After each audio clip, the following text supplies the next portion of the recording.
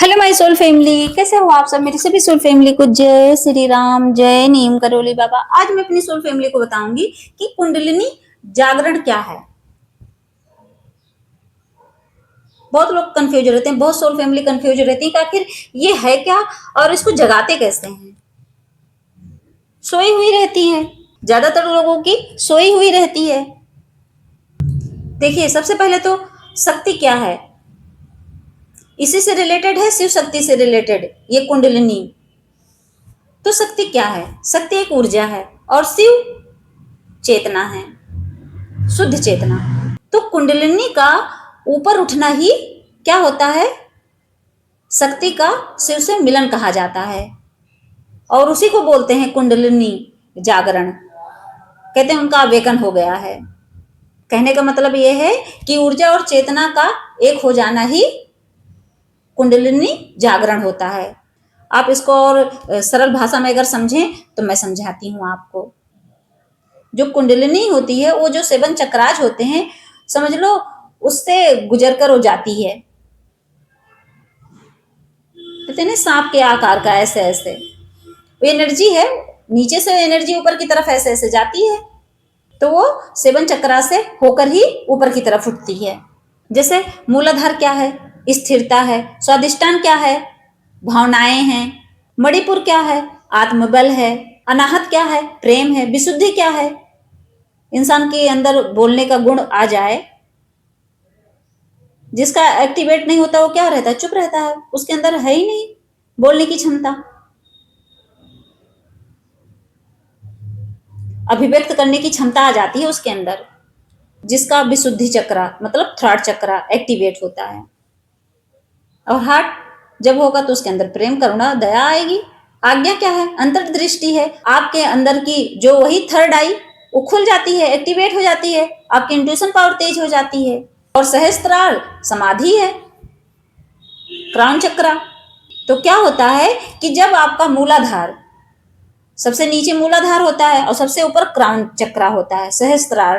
तो क्या होता है कि जब आपकी एनर्जी शक्ति वही सोई हुई रहती है, वो शक्ति जब वहां सोई हुई रहती है तो उनको जब हम जगाते हैं, जब हम ध्यान मेडिटेशन करते हैं, पूजा पाठ नाम जप करते हैं, तो क्या होती है, ऐसा हम जब बैठते हैं ना तो ऐसा थोड़ी ना, तो ये एनर्जी क्या करती है, सीधे वो ऊपर की तरफ उठती है। जब एनर्जी उठती है, शक्ति जब सोई हुई है, जब वो उठती है तो सीधे अपने कहा जाती हैं, अपने शिव से मिलने के लिए।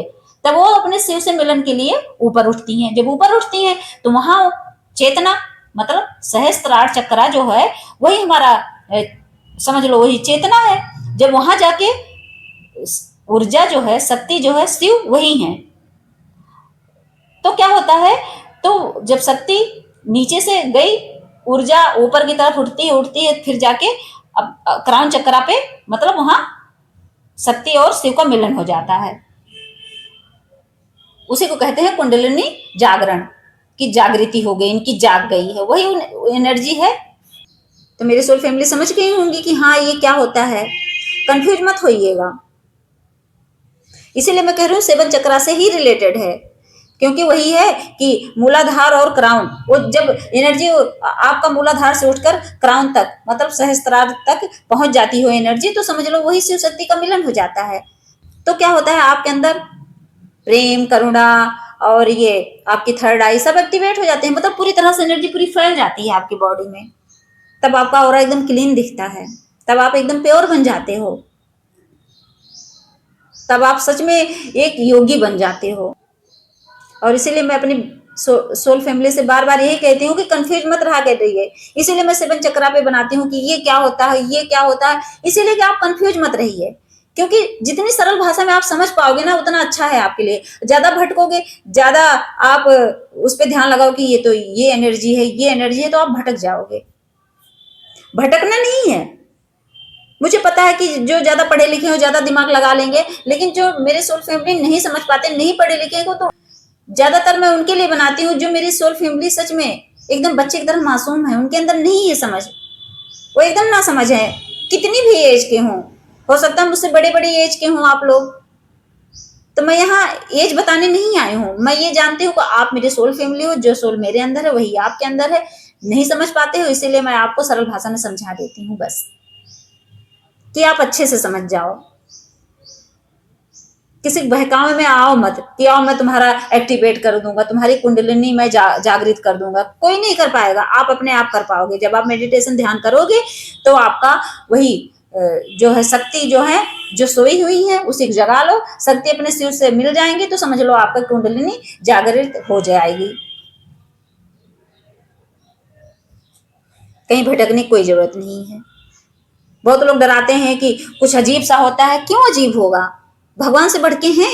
भगवान से बढ़ के कोई इंसान है? कोई इंसान कहता आओ मैं अपने अंडर में तुम्हारी कुंडलिनी जगाऊंगा। क्यों अपने अंडर में जगाएगा? वो आपको क्या बचा पाएगा? कुछ नहीं होता है। भगवान से बढ़ के कोई नहीं है। भगवान चाहेंगे तो आप अकेले एक रूम में रहोगे, इसका मतलब जिसका कोई नहीं रहता अगर उसका जगाएंगे तब तो वो पागल हो जाएगा, दिमाग सटक जाएगा। कुछ नहीं होता। भगवान से बढ़ के कोई नहीं है। जिस दिन आप ये मान जाओगे ना, उस दिन इंसान की वैल्यू आप नहीं करोगे।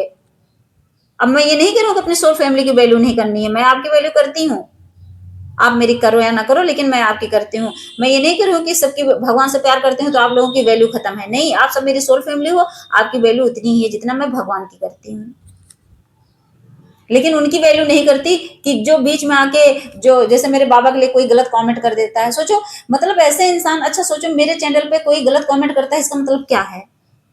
मुझसे इरिटेट होके नहीं, इसका मतलब भगवान से इरिटेट होता है। क्योंकि मैं अपनी मर्जी से कुछ नहीं बोलती हूँ, मैं बाबा की मर्जी से बोलती हूँ। तो कोई इंसान मुझसे इरिटेट हो रहा है, इसका मतलब वो भगवान से इरिटेट हो रहा है। ये हमेशा याद रखना।